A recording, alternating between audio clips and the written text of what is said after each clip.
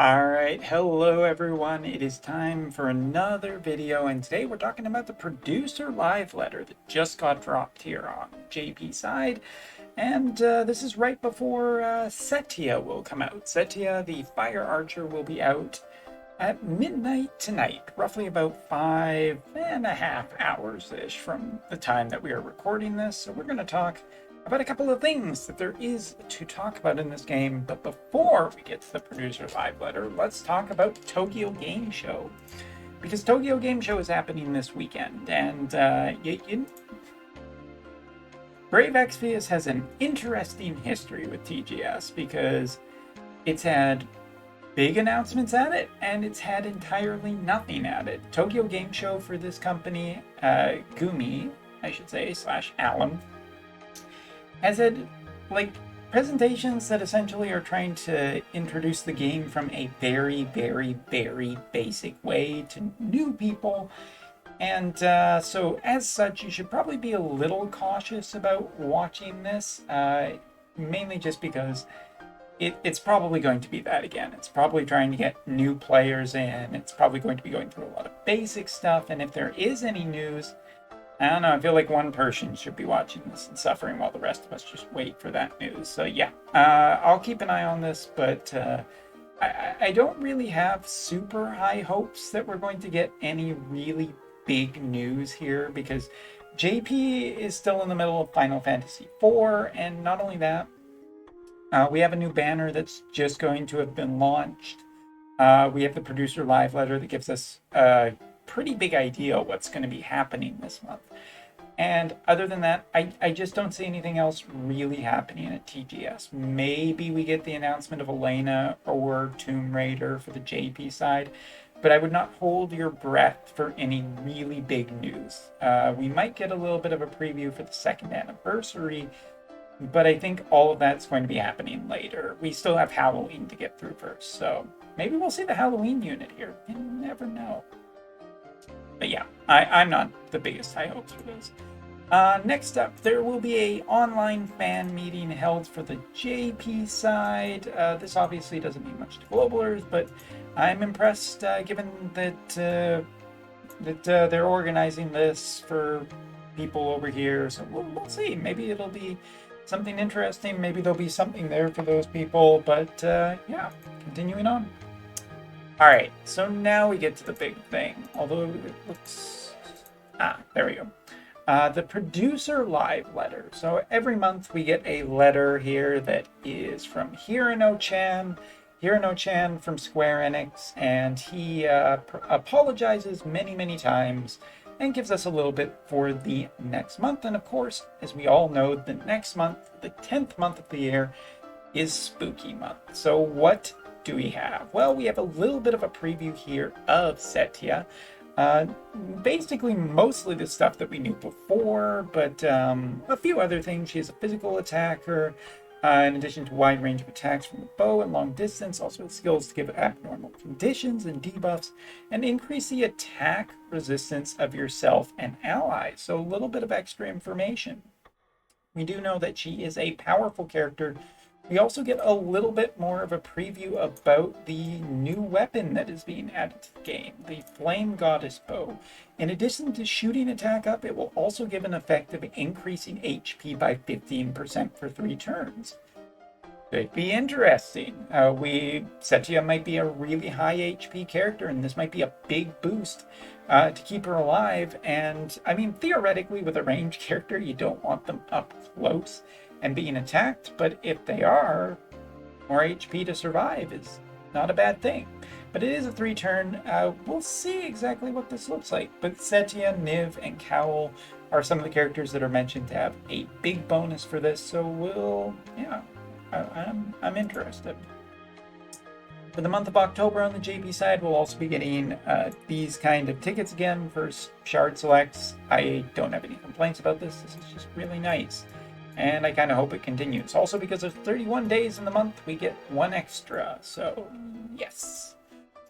Going into the logins for Setia's period, as you can see here, roughly, what are we looking at? I didn't actually calculate it out. 900, only 2,000. So the amount of lapis over 7 days has decreased yet again, although we're getting fest banners. But there are some pickup tickets to potentially get something good off of them. I don't know. I've gotten a lot of these tickets and I've never gotten anything good off of any of them. So that's not exciting. But bouncing around in between non-exciting things and exciting things, here we have another armor training success up. So yeah, 1 per day you can reset a piece of equipment, and there are bonuses, makes building armor and equipment much easier for this time period. No complaints, just do it. JP players and global players, you'll get it soon enough. Now, scrolling down, this is the thing that I think a lot of people are always interested, the EX schedule for the entire month. So first of all, week 1, we're getting absolutely nothing. Week 2, we're getting Scars, or Skahal, or whatever he's called on the global side. Those two characters, he will be the UR for week 2. We'll see if as a Thunder Mage. I think that he has been a character that has been largely ignored for a large percentage of the time. So I think it would be really great if we could actually get a major boost and become a really strong character. I think he will be one to watch this month. Also will be Mariel and Lorila. So probably going to be a repeat of that event around that time, possibly. Lorila is, of course, one of my favorite characters, so I will be EXing her no matter what. And Mariel is also a character I really like, so going to be EXing both of them because I don't do too many low tier characters. But week 3, this is the confirmation right here. Week 3 is Halloween Leela and Halloween Raryu.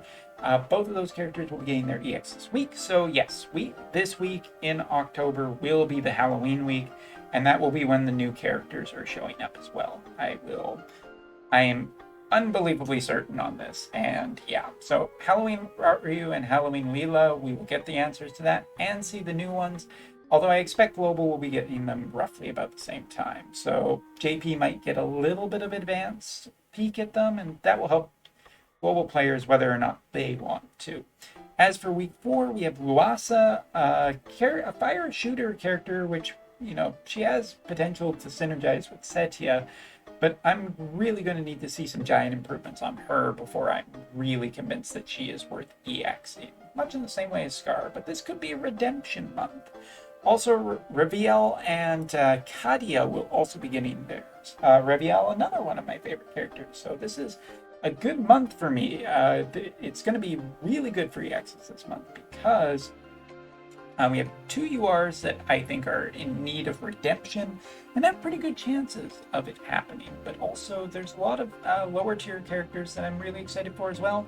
And in terms of making videos, well, lots of people are going to be interested in Halloween Leela and Halloween Raryu, whether their EXs are any kind of good.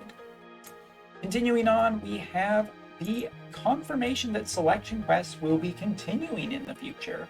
So, Selection Quests for the month of October will not be adding a new character, but it will be the Light attribute.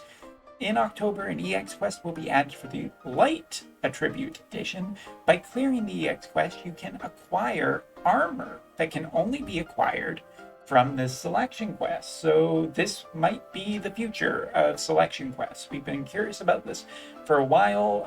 Now on JP, we have one for every element with a character for every element. So this must be the next step. It is going to be adding armor, potentially weapons too. We'll wait and see. There could be a series of armor and then there could be a series of weapons. So yeah, looks like for the next 7 months, we'll be getting new selection quests for each element with a new bonus to them.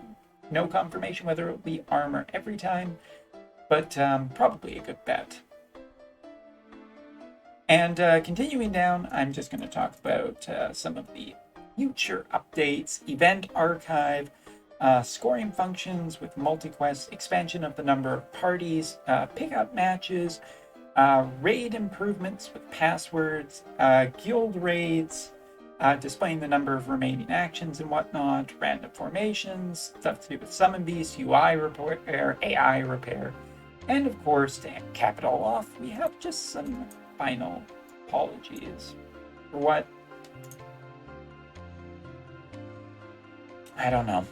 It doesn't matter. So yeah, that's taking a look for the month of Spooky. Looks like there is a lot of stuff, and we have TGS this weekend. We'll see if there's any news there, but I'm not holding out too much hope because we kind of already know basically everything. And if there was to be any kind of stream with actual information, I think it would be closer to the mid-month to reveal the Halloween characters. So yep, there you are. There's the video. Hope you enjoy it. Hope there's some stuff in there that's exciting for you. And we'll see you for all this stuff in the month of Spooky. See you next time.